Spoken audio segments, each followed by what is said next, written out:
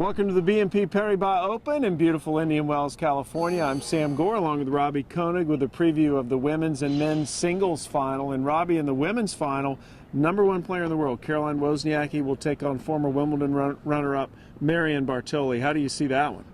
I think it's going to be an interesting contest. I think Bartoli is going to have to play lights out.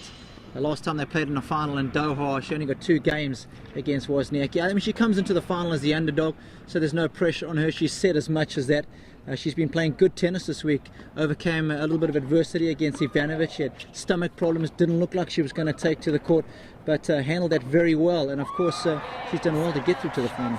The serve in that match, I would imagine, would be pretty important. Wozniacki's gotten a high percentage of first serves in, but Bartoli has had a lot of aces in this tournament. She certainly has, and that's always a bonus for her. Whenever she's getting free points on serve, we know how good she is from the back of the court. She can take the ball early and hit a lot of winners from the back of the court. So you're supplementing that with plenty of aces. That makes it a good package for her. I guess the problem for her is Wozniacki is that she defends so well when she comes up against Caroline. I remember doing that final in Doha, and she just could not puncture any holes in Wozniacki there. Well, it is a final. Does that play into the decision at all for the women's singles final? Wozniacki was the runner-up here last year. Bartoli hasn't had great success in finals. Yeah, I think it does make a big difference, and from a mental standpoint of view, that's where the cards are heavily stacked in Caroline's favour. She's playing her 3rd final in a row, obviously did so well in Dubai, winning there, finals in Doha, and now finals here. So for me, all experience is in her favour, and if I'm a betting man, I certainly want to put my money on her.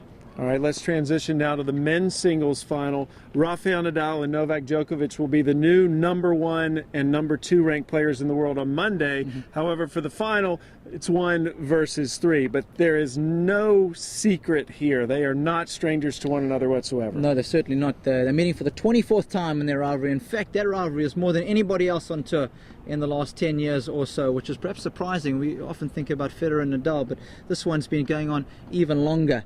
And I think they've both played really well today. Nadal started off a little slow against Del Potro, but boy, oh boy, did he pick it up.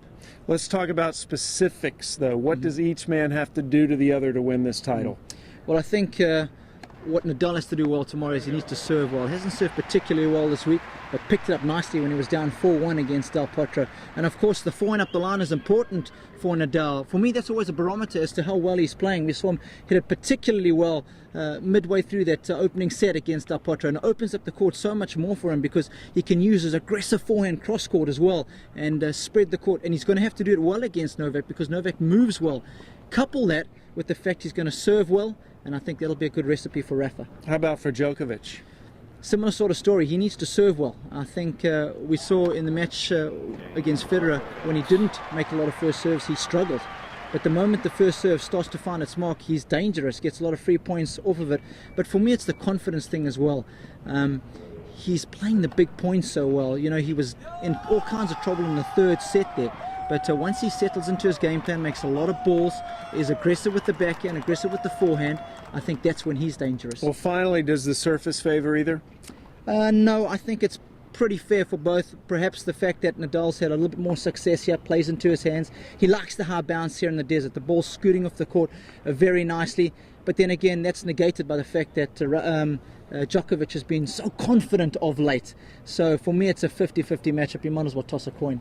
Well, Nadal and Djokovic will play for the men's singles title here at the BNP Paribas Open. Djokovic hasn't lost a match all year. Should be a lot of fun. For Robbie Koenig, I'm Sam Gore. A reminder, you can watch both finals live on tennistv.com.